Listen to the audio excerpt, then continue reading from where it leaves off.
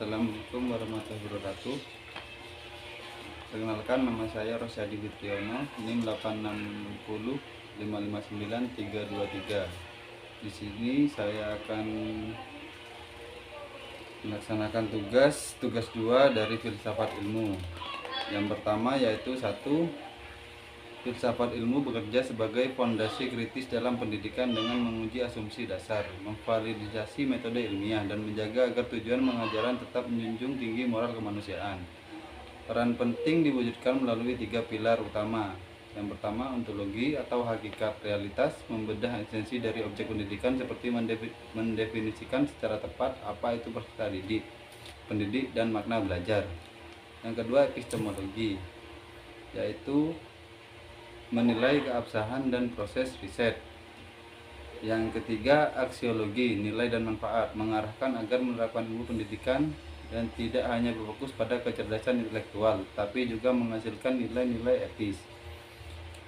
Yang kedua yaitu pendidikan yang bermakna dan bernilai, berfungsi sebagai laboratorium tempat teori filsafat ilmu diuji, dipraktekkan, dan dikonkretkan melalui proses pembelajaran yang reflektif. Pendidikan memperkuat perkembangan filsafat ilmu dengan mengubah konsep abstrak menjadi relevan serta melahirkan individu yang kritis dan berintegritas untuk terus memperkaya diskursus keilmuan.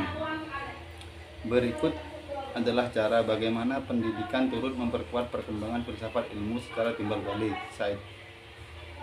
Yang pertama, pengujian teori dalam praktek. Ruang kelas dan institusi pendidik adalah tempat untuk hipotesis epistemologis atau bagaimana manusia mengetahui sesuatu, dan metodologis diuji kebenarannya dalam skala real.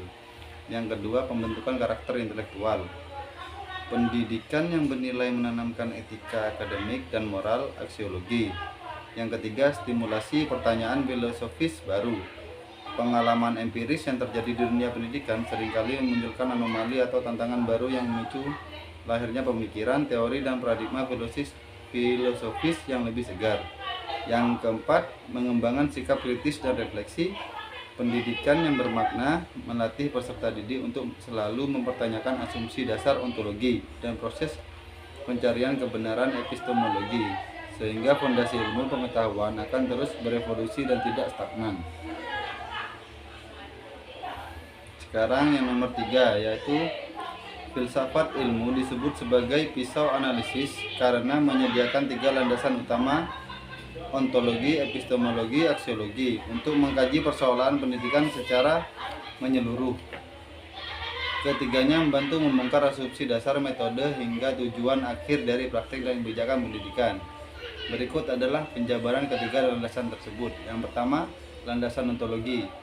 Ontologi membahas apa yang dikaji oleh ilmu dalam konteks pendidikan. Ontologi berfungsi sebagai pisau untuk membedah hakikat realitas pendidikan.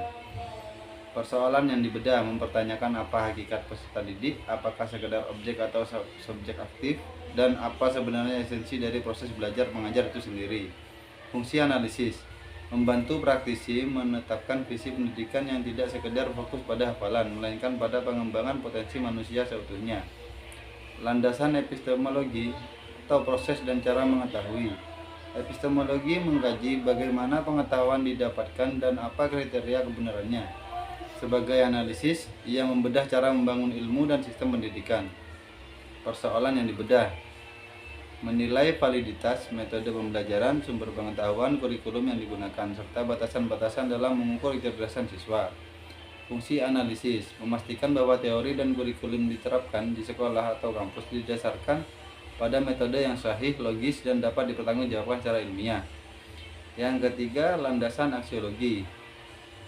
Aksiologi menelaah nilai dari dan tujuan dari suatu ilmu, termasuk etika dan kemanfaatannya. Dalam pendidikan, ini berfungsi sebagai pisau untuk membedah manfaat dan moralitas pendidikan. Persoalan yang dibedah menilai untuk apa pendidikan itu diberikan, apakah pendidikan berorientasi pada pembentukan karakter dan moral, atau sekedar mencetak tenaga kerja untuk industri. Fungsi analisis menjaga agar sistem pendidikan tidak kehilangan arah kemanusiaannya dan memberikan pedoman etis bagi guru maupun peserta didik dalam mengimplementasikan ilmu.